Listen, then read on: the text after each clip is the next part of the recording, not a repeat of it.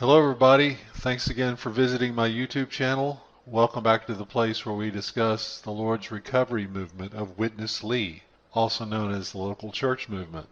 Well, I wanted to go on to the section of shepherdingwords.com where the Blended Brothers, defenders of all things Witness Lee, rushed to the barricades to defend against the lies out there about the history of the Lord's recovery.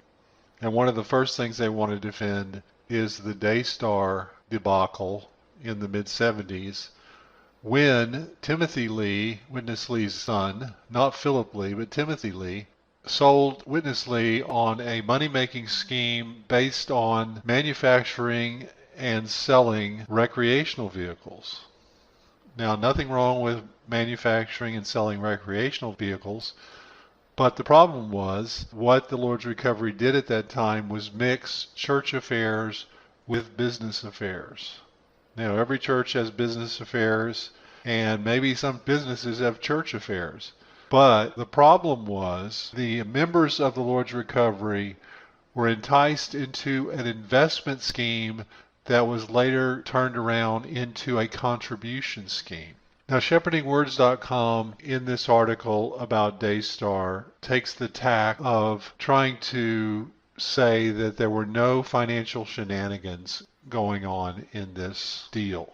They probably had to pay their lawyers overtime to write this up because it really is a whirlwind of financial defense, and I'm not qualified to refute it. But I don't need to, because the problem is not just that there was any legal problem. The problem with that was there was a major ethical problem. And that was the Lord's Recovery leaders used their influence to convince the members to not only make the investment initially, but to sacrifice their investment as a contribution later when the scheme failed. This is the part they leave out. They say in the middle of the article, the only investments that weren't paid out were the ones that were voluntarily forgiven. But they leave out the part where the leaders went around to the churches and had meetings and tried to convince everybody to consider their loss as a contribution. Now imagine, if you will, these are members in this new movement with a new experience of this kind of intense leadership behind one man who's more and more being considered an apostle and eventually the minister of the age, and they're being convinced that whatever they can do for this movement is a good thing, and whatever sacrifices they can make for this movement are a good thing. And however they can throw themselves on the altar and pour themselves out as a drink offering for the sake of this movement is a good thing. So why not, in order to do that, transform what was an investment, which was a practically guaranteed 35% a year gain, into a contribution to this movement? This tack by the Lord's Recovery leadership was unethical, okay, because they leveraged the devotion of the members to the movement itself, to the ministry, and to Witness Lee in order to cause them to give up their investment and consider it a contribution. That's unethical. And this is the kind of thing, once again, we're back at the same place. It's amazing how we keep coming back here. Abuse of spiritual authority, abuse of influence. It's one thing for a pastor to get up in front of a church and say, "We are doing a good Christian work. Please consider contributing to us." It's another thing for a pastor to say, "We're going to try to sell these motorhomes, and it's going to be a great financial windfall for everybody. And we'll have this business on the side that everybody's a part of and everybody's a partner in, and you invest your money, and you're going to make some money." And then to turn around and say, "Well, what this really was, well, we were trying to further the Lord's recovery on earth, and we were really trying to make money so that God's recovery could spread, and the devil attacked us, and the opposers were all over the place talking down motorhomes, and the evil Arabs raised the price of oil, and all the money's gone. Can you just consider it a contribution, please, for the sake of the Lord's recovery on earth and His kingdom, and you'll probably be an overcomer if you do it." It's unethical.